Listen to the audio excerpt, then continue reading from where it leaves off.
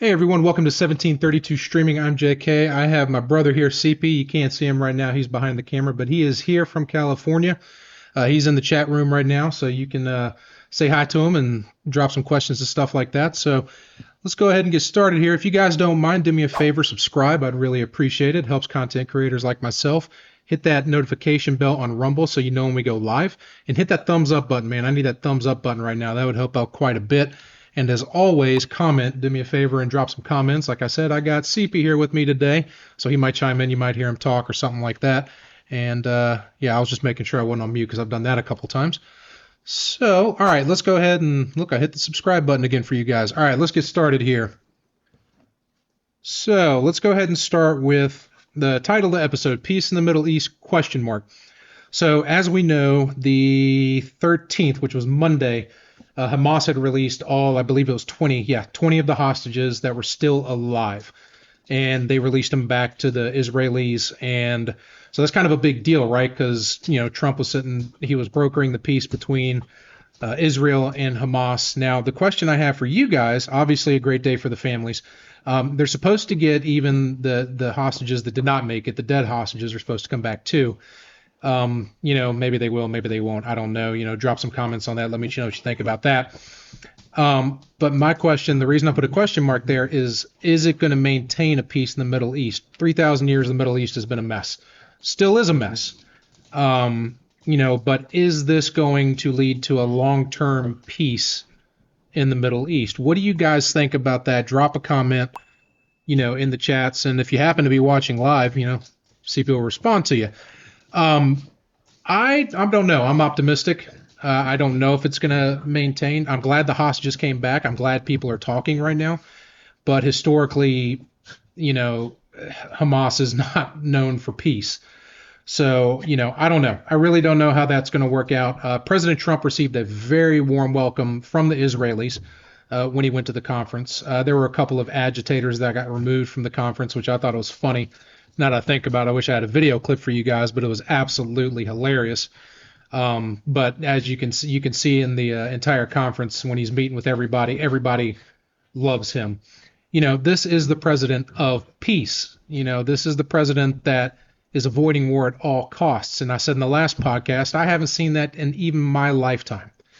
I have not seen a president actively, and that's Democrats and Republicans, actively avoid war at all costs. And it seems that's what Trump is doing. Now, he is, in my opinion, peace through strength right now. He is showing the world, and I think Hamas thinks that he's just quote unquote crazy enough to go in there and absolutely obliterate them if they don't follow along. So, or at least release the Israelis on them. So, that's my take on that. How about you, CP? You got any more takes on that? I'm happy that there seems to be a ceasefire in place that both sides are honoring, but at the same time, I'm cautiously optimistic that this lasts. Cautiously optimistic, just like me, and we share the same views on that. And, I don't know if y'all are able to hear him. I'm hoping you're able to hear him. When we go back and review, we'll see if that works. So, all right, moving on to the next thing. Charlie Kirk's birthday was on the 14th, and President Trump awarded him the Presidential Medal of Freedom posthumously, gave it to his now widow, Erica Kirk. It's Erica, right? Yeah, Erica Kirk. And I just have a quick video clip here for you guys to see that. So we'll go ahead and pull that up real quick. And I won't be able to hear it, but y'all should be able to hear it. We're here to honor and remember a fearless warrior for liberty, beloved leader who galvanized the next generation like nobody I've ever seen before, and an American patriot of the deepest conviction, the finest quality and the highest caliber, the late, great Charlie Kirk. He was assassinated in the prime of his life for boldly speaking the truth, for living his faith and relentlessly fighting for a better and stronger America. He loved this country. And that's why this afternoon it's my privilege to posthumously award Charles James Kirk, our nation's highest civilian honor, the Presidential. All right, so we saw that right there. Let me know what you guys think about that. I'm very happy to see that. Leave a comment for us, but I think that's absolutely amazing and wonderful. Charlie Kirk was an inspiration to the younger generation. I watched a lot of his content too. I didn't follow him religiously, but I watched quite a bit of his content, and I agree with a lot of his views. So I think that's great. I'm sure the left is absolutely in an uproar about that, because he was a man of peace, so of course they don't like him.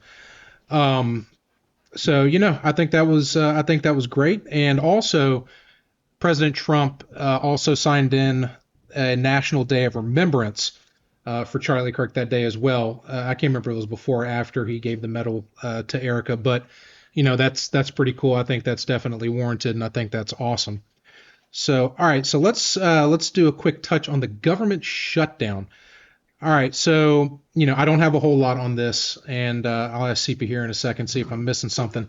But the Democrats blocked the GOP again on the 14th. That was Tuesday, to block the government from reopening. Like I've said in the past, I'm not feeling the hurt on that quite a bit. Now, I do see a lot of local news clips here. I live in Virginia, saying that Virginia is one of the most heavily impacted states. We have a lot of military bases here in Virginia, and of course the Norfolk Naval Yard and all that good stuff. So, I can see that, being a problem. So, but yeah, the left is continuously trying to push these agendas on us, which I don't understand. They voted for this resolution.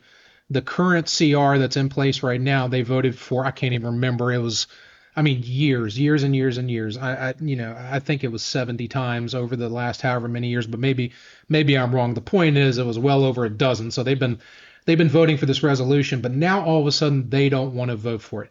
They are really trying to push what they want to go into this resolution is they want concessions for illegals to have health care. There was some House Speaker Mike Johnson came out and also put out, you can see my dog running around back there. He also put out a couple of things that they were demanding, which included some transgender health care and stuff like that. And, I don't think I should be paying for transgender health care. If you want to be a transgender, that is up to you. That is not my choice. If you're old, if you're 18 or older, below that, I don't think it should be even in the conversation. But you should pay for it. I shouldn't pay for it. I also shouldn't pay for illegals' health care. Some people say health care is a right, and we're going to get into that in a moment. I got something to show you guys. Some people say health care is a right. The left will say health care is a right, and the right will say health care is a privilege. Or not a privilege, Choice. a what? Choice. A choice. I'm sorry, a choice. Sorry, poor use of words. A choice. So, and that's what I believe. I work for my health care. I have an insurance policy through my employer. People that are self-employed, they go through and they purchase their own health care at whatever level they deem necessary. The point is, we should not be paying for people that are coming into this country illegally, period. And we'll get into Medicaid and stuff later on, but at some other podcast maybe, but we should not be paying for anybody's health care that doesn't belong here at the end of the day, because it costs us money, and I already have to pay money for them to begin with. I don't want to keep paying more. So let's see here. CP just sent me a map of 14 states that offer health care coverage to undocumented workers. Just a couple of the states. I'm not going to list them all. You have California, New York, Maine. I believe that looks like Delaware down in there, I think. But yeah, that's just a couple of the states, and this comes from Newsweek.com. So go to Newsweek.com and you can just look for a map that shows the states that already offers healthcare to undocumented workers. So what's interesting is, sorry to jump in on this. No, please.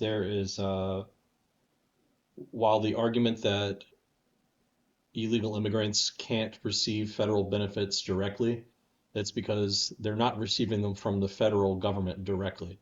These 14 states that are listed in this Newsweek article have programs that the federal government matches payments to help cover people, most of which, according to this, are people with legal status, so people working on H-1B visas, things like that, which we can talk about later as something else completely.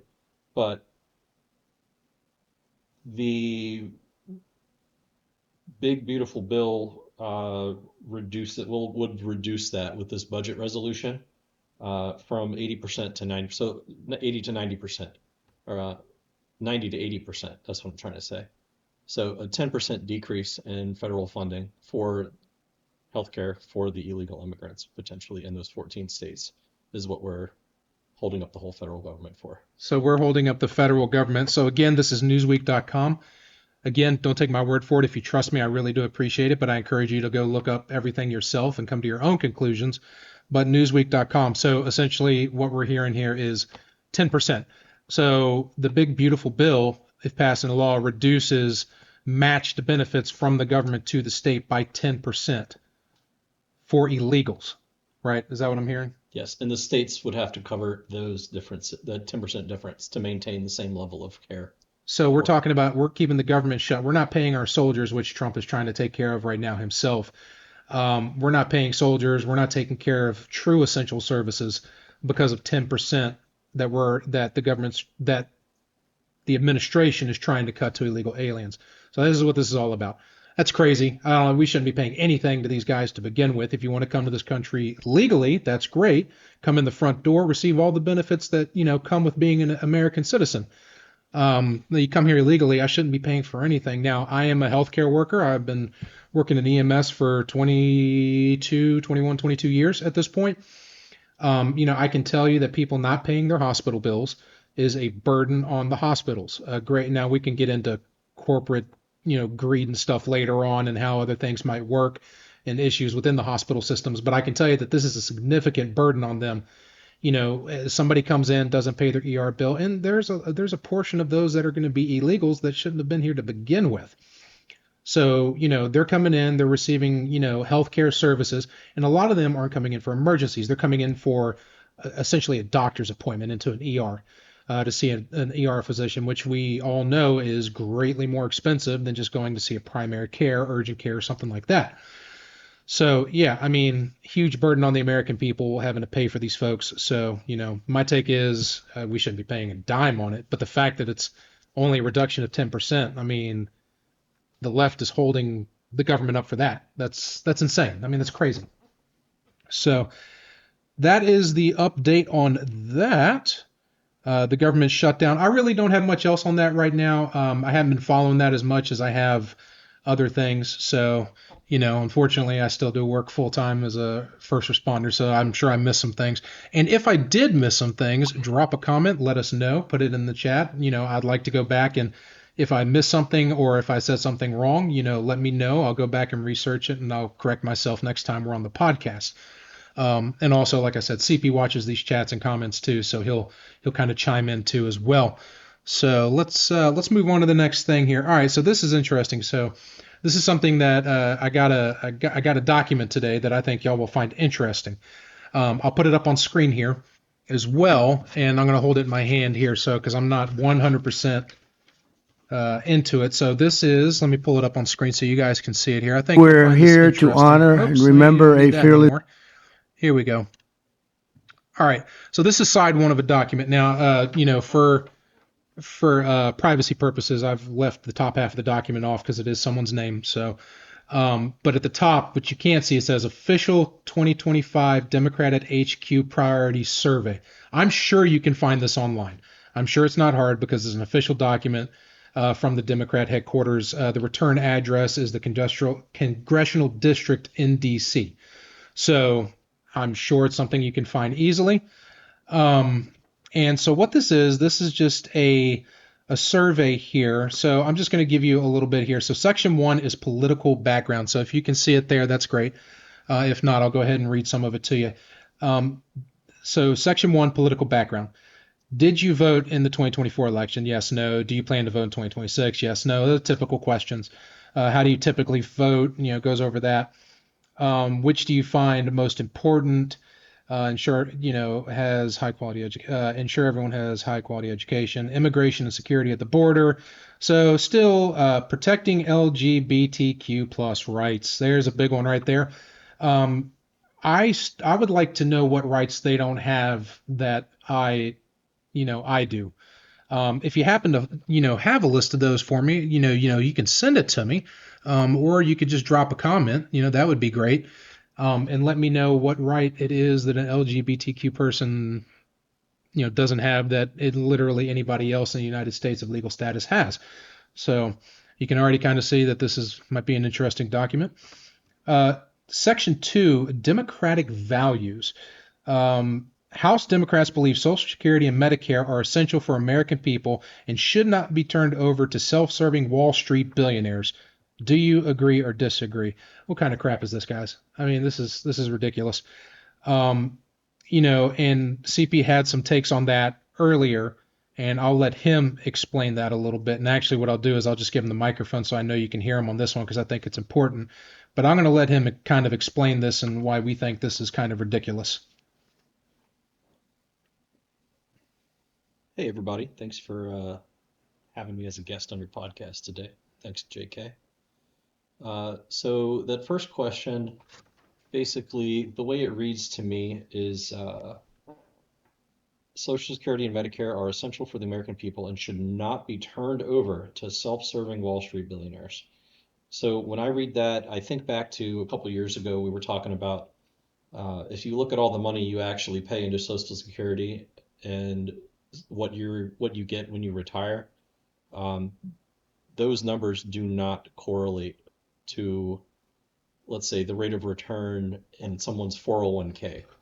So I know it's been talked about for years about, we should, instead of paying into Social Security, we should have, private accounts with our own investments tied to the stock market, which could potentially give us more returns, which, that sounds great. We would all love to have more money. And more investments in the stock market helps everyone that has investments and everyone that's invested and stands to make money on that, including, the Wall Street billionaires. They're always going to get their cut.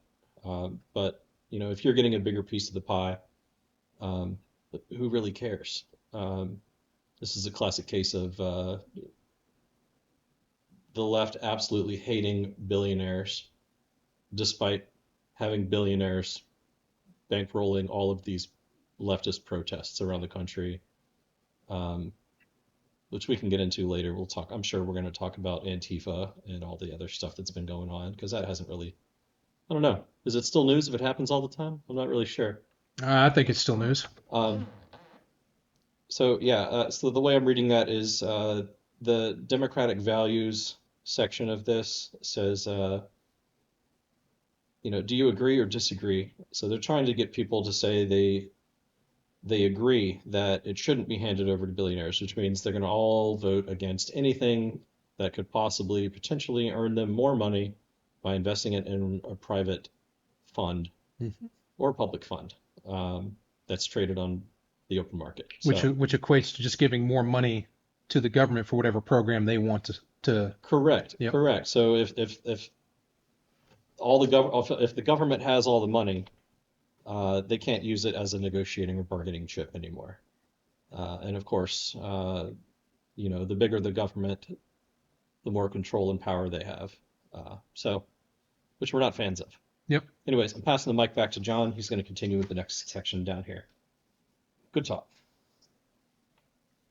So, and I think they can hear us no matter what, to be honest with you, but I just wanted to be sure they could hear you there. All right, so let's move on to the next thing here. And if y'all want to hear more from CP, let me know, because I do have a way. So when he gets back to California, I do have a way to get him on the stream, so he can do video or audio. So, drop some comments if y'all want to hear some more from him.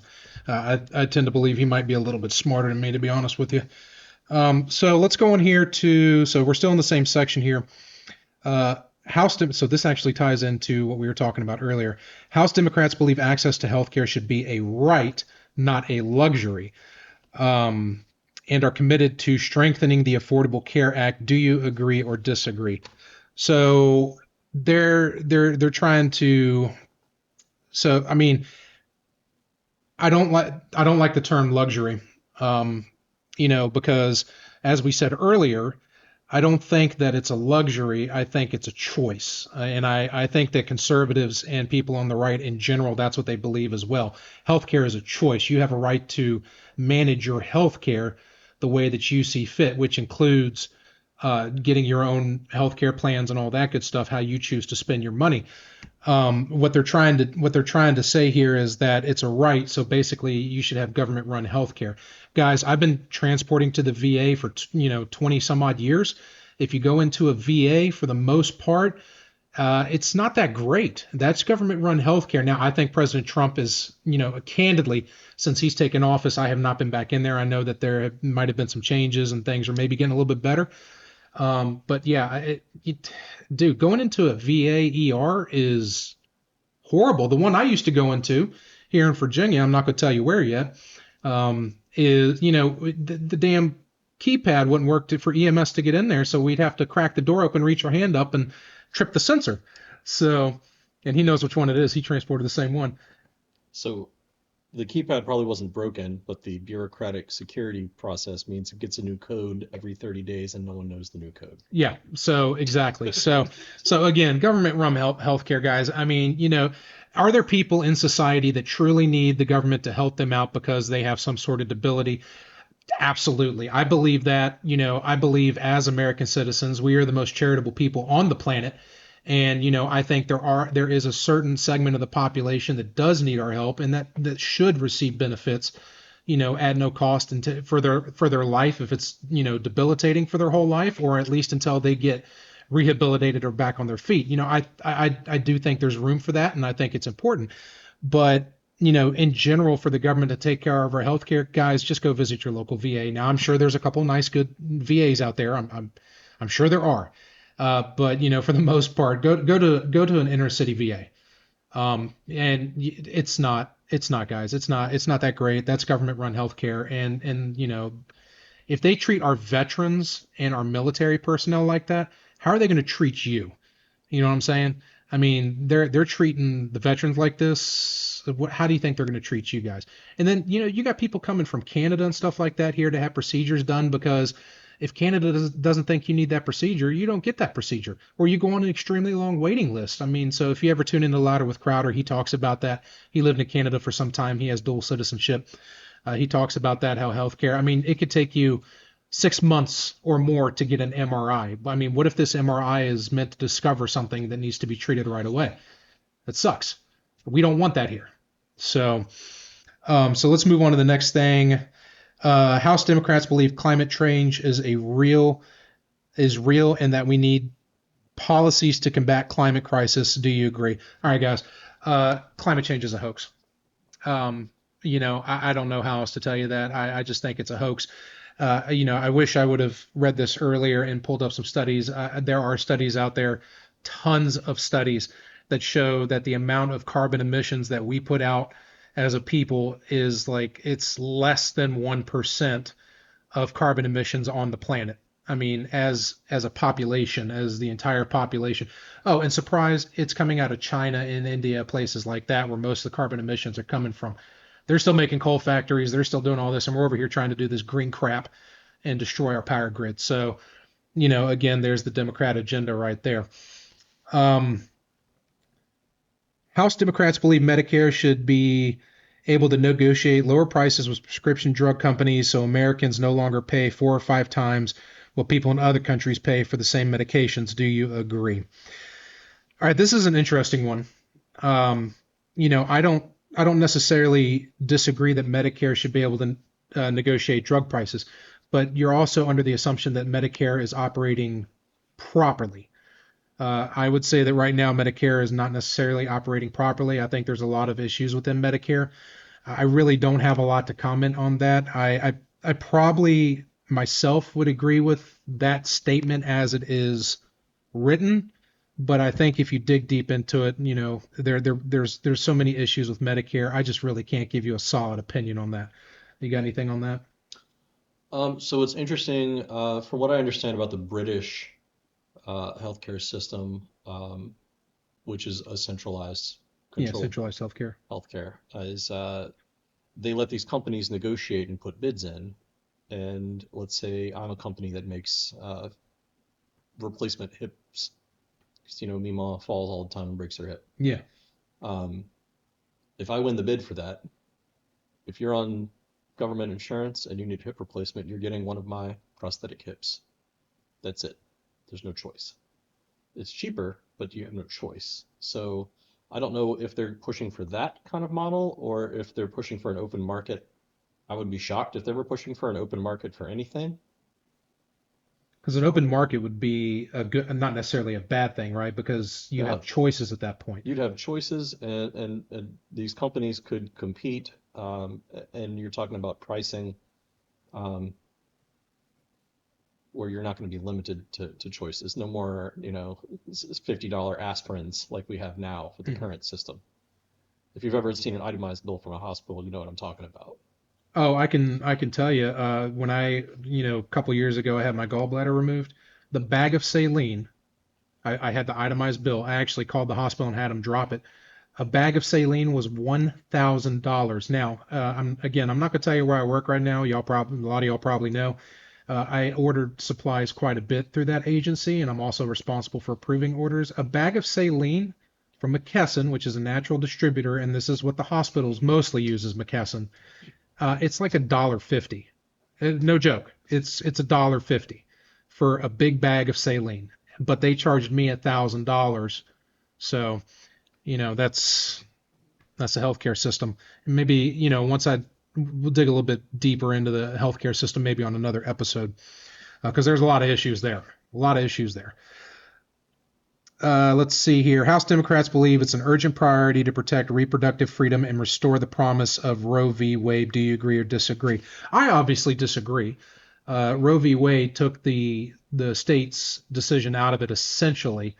Now it's within the state's hands. Now, I'm not really a proponent for abortion except in the case where the mother or the child is going to die no matter what. So, I mean, I think it might be medically necessary in very few cases, but that's the only time that I would be okay with it. Here, essentially, they want abortion up until birth. I'm sorry, they do. And basically, that's what they're asking here. Are you okay if nationally you can have abortion up until birth? I think personally, I think that's evil here. So this really gives you kind of a, if you actually read into this document here gives you kind of an idea of what they're what they're pushing out there, and here it is in writing. It's crazy. Section 3. Oh, this one's good, guys. It's titled "The MAGA Republican Agenda." So there you go, right there. House Republicans have promised a nationwide ban on abortion. False. Absolutely false. That's a lie. The Republicans are saying it needs to be the state's decisions, period, across the board. They're saying the states. Now, are the Republicans think there should be a ban on abortion? Absolutely. But by and large, Republicans and conservatives, conservatives generally don't believe in abortion, but we do believe in states' rights, meaning the state has to have that discussion and the state has to make that decision. So that's a bold-faced lie right there. And some have even proposed banning birth control. Okay, so yeah, maybe there are some people but again, by and large, Republicans don't want to ban birth control. I'm sorry, guys, that's just stupid. I mean, that's a lie. Again, how much of a Democratic priority do you believe it should be to protect reproductive freedom? So if you read that oh, did my headset just die? No, I think my headset just died. No, it says I'm still transmitting, so we'll keep going. So, it might be going through the computer, so if the sound changed, I apologize. So if you read this at face value and you haven't done your research and you don't know that the majority of Republicans do not believe what this says, you're going to say, yeah, I agree. We need to protect all these things. Again, it's a lie, guys. Do your own research, man. Put the blinders on and do your own research. Don't just go with whatever Facebook or Instagram or whatever they told you. I know, CP, I love your chat. No, man, that's why you're here. I want to hear. We are a discussion platform.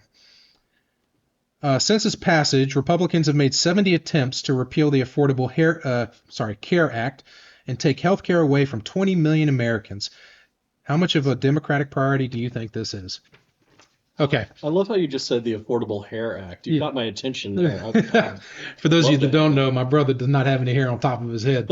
He's got the Vin Diesel look going for him. Affordable Care Act. Are the Republicans trying to appeal that? Yeah, because it's a mess. The Affordable Care Act has destroyed the healthcare industry here in the States, period. It has. It's limited competition, with private healthcare insurances, stating that you have to cover these things. Now, we were talking about this earlier. One of the things that I do agree with, and probably the only thing I agree with in the Affordable Care Act, is that for pre-existing conditions, you can't basically give somebody insurance because they have a pre-existing condition. Is that right? Yeah, if you have a pre-existing condition, you cannot be declined coverage So, post ACA. and that's commercial insurance though. So if you're privatized outside of a corporate insurance, does that mean is that the same there too? I think it's all of them It might be. because even your employer-sponsored plans that you have to meet certain requirements for the Affordable Care Act. They have to provide for certain things. So my headset's definitely dead, so we're going to go ahead and take this off. So we're transmitting through the computer, so I apologize if the sound isn't that great. I'm probably going to get a microphone at some point, actually. So that's the Affordable Care Act. Yeah, are we trying to get rid of it? Yeah, we are, because it's absolutely destroyed our healthcare industry. And I can tell you, being in EMS, again, not going to tell you who, the Affordable Care Act has not helped privatized EMS. So I just told you I was in privatized EMS. So yeah, that's and it all kind of circles back to giving healthcare to people that don't qualify for it. That's a big burden on it. There's a ton of illegals that have gotten their way into the Affordable Care Act, and I think that's just wrong. Section 3 continued, so we're still at the the MAGA Republican agenda continued. Republicans want to use any means necessary to suppress the vote and attack voting rights. How much of a Democratic priority do you think it should be to fight these efforts and protect our democracy? Okay. Republicans are not, the MAGA Republicans are not trying to suppress anybody's vote. If you are here legally and you meet the qualifications to vote, you should be allowed to vote. All I ask is that you produce some sort of ID so I know who you are and that you're legal to vote. That's all. That's all. What they're trying to do here is they're trying to say we want everybody to vote, no IDs, so illegals can vote and their hopes are that illegals will vote for them because we give them free stuff. That's ridiculous. I mean, guys, if you don't have enough common sense to understand that, I can't help you. I'm sorry. And the other controversy that came out just this week is Minnesota. I haven't read up on it exactly, but they were saying that in Minnesota, all you need to vote is a driver's license. And this week, they also said that they have a pathway now for illegal immigrants to get driver's licenses. So I think if you put two and two together, they are wanting illegal immigrants to vote. Now, I don't know if that necessarily means that during their registration process with their whatever Minnesota calls their DMV, Motor Vehicle Bureau, whatever it could be called, are they automatically registered to vote? Because that's how it is in Virginia and in California. Is that all that voter registration is done when you apply, and it's just a checkbox. So I don't know if cleaning up voter rolls is a priority for these people or not. It's not just about having the ID, it's about who is eligible to vote. And there are prescribed procedures for cleaning voter rolls because there will inevitably be some people that haven't changed their addresses and things like that are going to get scrubbed from voter rolls erroneously. And you want to make sure those are at a minimum and eliminate them all if possible. Because if you do accidentally take away someone's right to vote from cleaning voter rolls, that is a big deal. So that's about the only defensible thing I can see from that side of it. Is that there has to be a right way to do it, and the timing has to be right as well. Well, and anytime that you have a pathway for illegals to obtain an ID to be able to vote, man, I mean, you read between the lines. They're trying to drum up votes, guys. We know this. That's why they're against deportations, even though they were for deportations back when Barack Obama and Bill Clinton were president. I've showed you clips of those in a previous podcast. Go back and watch those. Very telling, actually. It's just crazy. So you can really see where these guys, what they're trying to push here. Here you go. But Republicans want to ignore the existential climate crisis and weaken our environmental protection laws. How much of a Democratic priority do you believe it should be to prevent this? Corporations, blah, blah, blah, leftist crap. Can I take this one? Please. As a California resident that just relocated to California this year, I had to jump through all of these hoops to get my vehicle registered out there. I had to do an emissions test, which I'd never had to do before. And part of that was that they had to make sure I didn't have any aftermarket equipment under the hood of my truck, like cold air intakes, which they do make a cold air intake for my truck. I've looked at it, but I can't use it in California. So a cold air intake would increase my fuel economy, which means I'm burning less fuel and putting out less emissions and giving me more horsepower. It's illegal in California. So basically, I would fail my emissions test in California by putting out less emissions than the manufacturer equipment would. And that's just asinine to me. When I think of green and pro-environmental policies, that's the first thing I think of, is this is so stupid that we're pigeonholing everybody into these requirements that are just asinine. So if I'm putting out less emissions, my vehicle should pass. It's the bottom line, but not in California. And that's what the Democrats have pushed. That kind of logic for all of this. Same thing with electric cars. I don't know if they still had it in Virginia, but if you had a electric car like a Tesla and you didn't pay for gas, they charged you an extra fee when you registered your vehicle for road use. I don't know if they do that still in Virginia. I know they did. I don't know if they do Yeah, I don't now. know if it's still in effect, but you're supposed to incentivize people to buy electric cars if that's what you want people to do, and then to add a fee on top of it. It doesn't make any sense to me. None of it's done logically, and I don't even know if it's done with the best of intentions or just to make it look like you're doing something. I don't know. I've always said does it feel good to do, or does it actually do good? Does it feel good or does it do good? That's how I weigh whether I should do something or not politically. Well, Ever. and I think one of the common themes in the left is you vote with your feelings, or you drive policy with your feelings, not necessarily with logic, like the right. Well, I say the right conservatives because I think there's some right that are not right. They're really not. But yeah, no, I agree. Here's a good one. All right. So in the wake of Charlie Kirk, we're talking about leftist violence and stuff like that.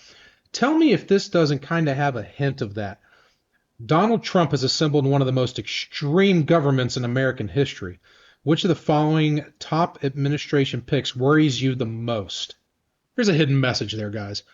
And of course, they have J.D. Vance, Tulsi Gabbard, Pete Hegseth, Robert F. Kennedy Jr., Linda McMahon, I don't know who that is, Kash Patel, Pam Bondi, and Dr. Oz. I mean, I don't understand. That's a hidden message. Yeah, they're not happy about these nominees into the cabinet positions and in these key roles. So it doesn't, if you read it and guys, you got to see what's underneath the surface when you talk about the left.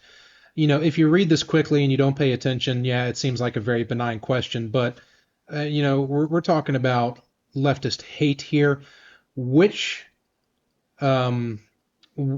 So Donald Trump has assembled one of the most extreme governments in American history, which I'd argue that that's not the case at all. yeah, this is not that extreme. It's not extreme. I It's just think common sense. I think the left has gone so extreme that where the right is now feels extreme because of how far away they are from us now. We're nowhere near, that large group of moderates in the middle. There's not as many anymore. No, I don't think so. Which of the following top administration picks worries you the most? Guys, I just think I think this question's got more to it. I think there's more. I think it's underneath, go underneath the surface. This is. I have a problem with that. I have a problem with that question. I think that sows a little bit of hate and discontent there, obviously. Um, let's see here. Show focus is top priorities. Oh, you know what, guys? I'm sorry. I didn't show you the side that I'm reading right now. Let me pull that up real quick. There you go. That's the side I'm reading right now. I'll keep that up for a little bit so you can go back and look at it. And like I said, you can probably find this yourself. I encourage you to go and find this and read it yourself. Which of the campaign? So now we go into Democratic campaign priorities.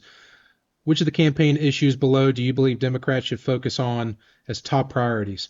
Fighting back against Trump's Project 2025 agenda.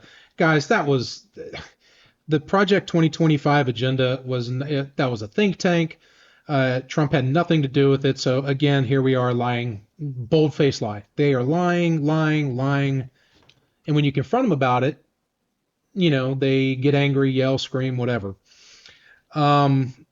Fighting efforts to cut back access to quality and affordable health care, especially for those with pre-existing conditions. I don't think that's the case. The right's not doing that at all. And they're talking about the Affordable Health Care Act, trying to take over your health care again. Strengthening environmental protection laws. So this is just going over. Let me skim this real quick here. See if there's anything we haven't. So it's just asking you all the things we discussed. Which one do you think is more important? Republicans now have a stronghold on power in Washington. Elon Musk was empowered by Trump to take a chainsaw to the vitally needed programs. Doge. That Americans depend on. Because of the razor-thin majority the GOP holds in the House, House Democrats are best hoped to serve as a firewall. So, here's some of them right here. Some of the things that they talk about: implementing many of Elon Musk's destructive and dangerous plans, attacking and gutting Social Security, Medicaid, and Medicare, raising taxes on the working class, which, by the way, we know that's not true. Come on, guys. Elon Musk can't raise your taxes. Yeah, Elon Musk can't raise your taxes. And attacking the rights of LGBTQ plus Americans. If anyone goes back and watches this video, if there's anybody in the chat or any comments, I want you to tell me what rights. Again, I already said this. I want you to tell me what rights they don't have that the rest of us. It's just a dummy call. The rights that the rest of us have. What rights do they not have? Tell me one. I don't understand.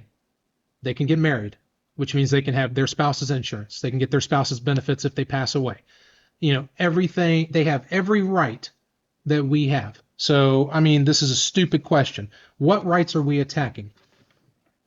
Tell me what rights we're attacking. Are we attacking, not wanting to cut off, a 10-year-old's penis? Maybe that's what they think we're trying to attack, which, by the way, we shouldn't be doing. That's ridiculous. By the way, I watched a documentary on Lorraine Bobbitt last night. You should go back and watch it. It's on Prime. It's awesome. There's actually a lot more to that than I thought. But yeah, attacking the rights of LGBTQ plus Americans. Again, what right? What right are we trying to take away from you other than wanting to destroy our youth? Again, I've always said, you want to be LGBTQ plus? I don't care. That's your choice as an adult. Do I think you're weird? Do I think you're wrong? Yes. Am I still going to respect you as a human being? Absolutely. I happen to be a Christian and conservative, so I'm going to treat everybody with respect. But, I just don't understand. Banning abortion nationwide. We've already said that is not what's happening. They're trying to put it in the states' hands. They want the states to make that decision.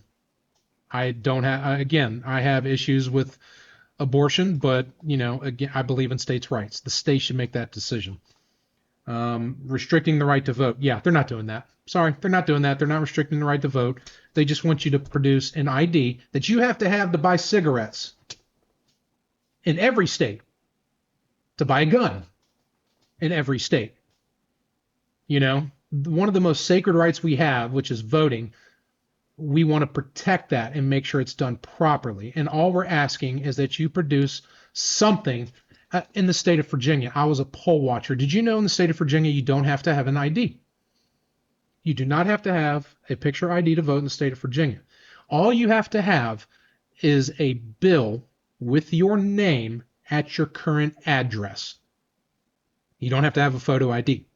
Now, to be fair, where I was poll watching, I didn't see anybody. Everybody had a photo ID. I happened to be in a red county, so I don't think that would have actually been a problem. And I think in general in Virginia, I don't think it's a problem. A lot of people probably don't know that you can do that. But even then, while I don't agree with the fact that a bill should be enough with your name on it and address, there's at least some sort of requirement there, to go back and make sure that you belong on the voter rolls. And it's frequently claimed that requiring voter ID would suppress the votes of minorities. And to that I say, how? When states, I'm pretty sure it was North Carolina, they actually tried to introduce legislation that you could get an ID, a government issued ID, for free if you were like a low income person and met these low income requirements. So if you were poor and can't afford an ID, they would have given you one, and the Democrats wouldn't vote for it. Yeah, that makes sense. So I don't know how you can win with these people. Like the Democrats, we try to give them a solution to help everyone, and they don't like it. Next one here. All right, this one's near and dear to my heart. Rolling back gun safety measures. What concerns do you find most with the GOP? Rolling back gun safety measures is a checkoff box. What does that even mean? What does that mean? You already have to go through a background check in all 50 states to get a gun. You're in Virginia, I can speak to them specifically. They run you through the state police, make sure you don't have any warrants, make sure you're not a felon, all that, and make sure you're a citizen. And I believe you can only buy one handgun every 30 days in Virginia, unless you have a concealed carry permit. In the state of Virginia, if you have a concealed carry permit, you can buy as many handguns as you want. Did not know that. Yeah, that's still, unless I'm wrong, that should still be law. But that also, again, that would limit to you legally to 12 guns a month if you don't have a concealed carry permit. You're just a citizen trying to get a gun to protect your household. Gun safety measures, guys. The left is crazy. The goal is to take away your guns. You take away your guns, and guess what? Now you can't protect yourself from the government. At the end of the day, that's what this is all about. And that's, I don't care what laws they put in place. That's never going to happen to American citizens. They're not going to give up their guns. And I think they know that. The sooner, if you really want meaningful gun legislation, then come to the table with ideas that don't restrict or prevent me from buying, I'll go ahead and say it, any gun that I want to buy. Mm-hmm. Come to me with an idea that doesn't affect that whatsoever, and I will believe you're coming to this in good faith. Yeah, and it's not in good faith. It's not in good faith at all. And then revising efforts to fight global. I can't talk. Sorry, guys. Global warming. Again, I'm sorry. Global warming. It depends on the day. If you go back to the late 90s, early 2000s, I remember in school being told that Florida was not going to exist because it was going to be flooded. The North Pole, South Pole, whatever all the glaciers were going to melt and the world was going to flood. Hasn't happened.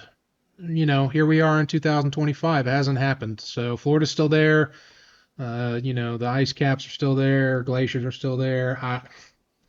If you can provide me some evidence that climate change, global warming, whatever they decide to call it, they just change it all the time, is actually affecting this planet in a meaningful way, then I'd be happy to have that discussion.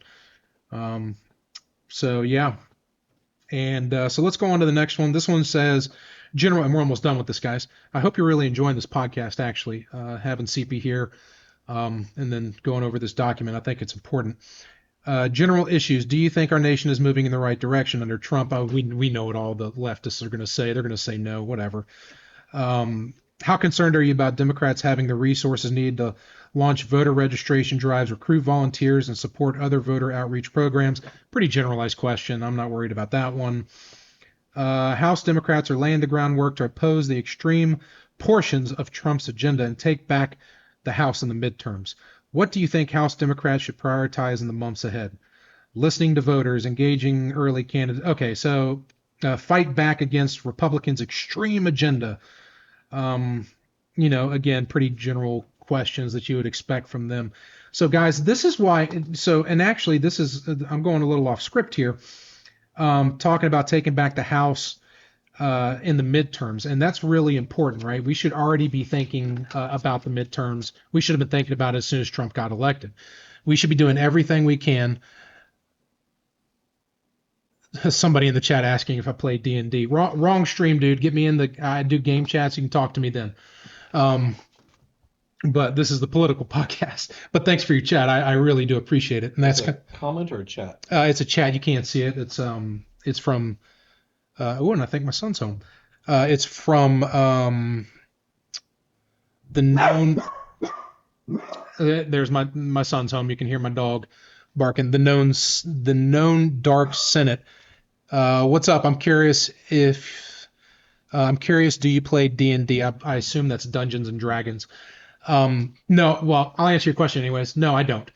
I have friends that have in the past. But yeah, catch me on one of my gaming streams. I'd be happy to talk to you a little bit more about that. So back to this here real quick. We're getting ready to wrap this up because my kid's home and the dog is going nuts. So one of the things that I find interesting about the midterms, they're talking about the midterms here. Should the Democrats mobilize to take that back? Obviously, in their minds they should. I hope they don't. Sorry, this guy just came back to me. So where to ask you that question? I do gaming podcasts. I'll probably do one maybe today, a little bit later, Fortnite stream or something like that. You can catch me on this channel, 1732 streaming. I do it on the same channel.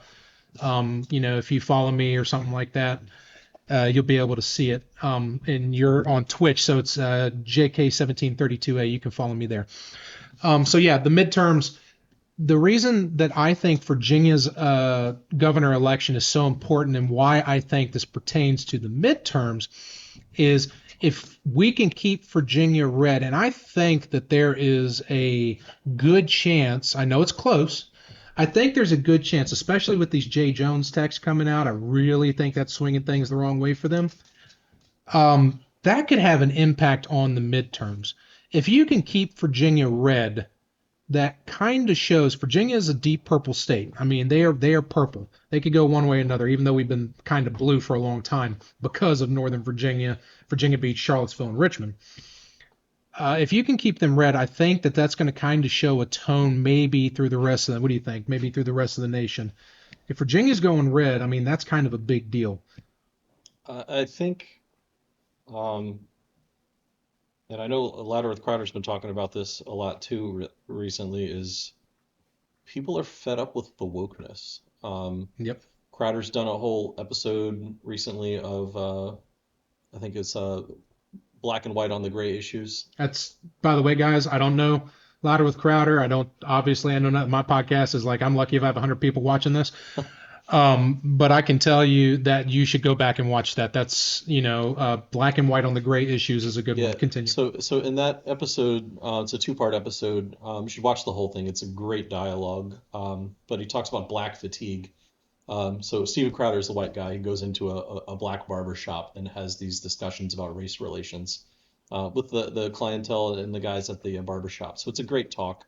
It's a great episode. Both of the episodes that I've watched have been great. But he talks about black fatigue. I think more than that, we're onto woke fatigue at this point. I think people are just fed up with all the nonsense, and I think that big push over the last decade to go further left and further left and further left, I think people are finally sick of it, and they've said enough is enough. This is starting to be nonsense. It's beyond being inclusive at this point. Now it's just believing in delusion.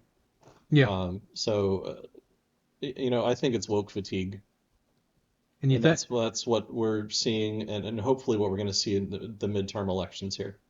I agree. And I think if you see it like Virginia of all places, I know that you have Portland, Seattle, and stuff like that that are heavily woke, but I think Virginia is being so close to DC, especially in Northern Virginia, Fairfax, and all that. That is crazy woke territory. If you can keep Virginia red, truthfully, I think the Charlie Kirk assassination is helping Virginia as far as hopefully staying red. But if you can turn Virginia, I think that means enough people in Northern Virginia voted red. And that's a big deal because for those of you that don't know, Northern Virginia literally is up against DC. Everybody that works in DC lives in Virginia and Maryland, mostly in Virginia, Fairfax, Arlington, and Alexandria, and Loudoun County, and stuff like Loudoun, that. Prince William. Yeah, all that.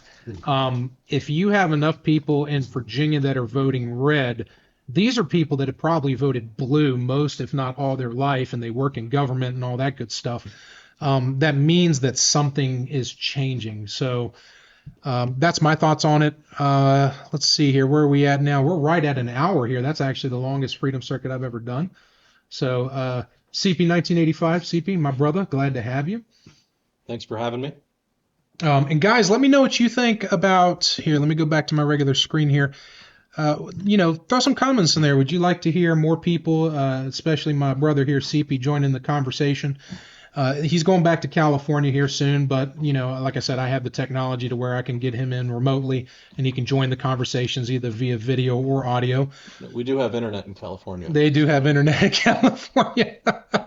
So yeah, drop some comments. Let me know what you think about that, and let me know what you think about this hour-long podcast. I usually don't go that long. This was a longer podcast.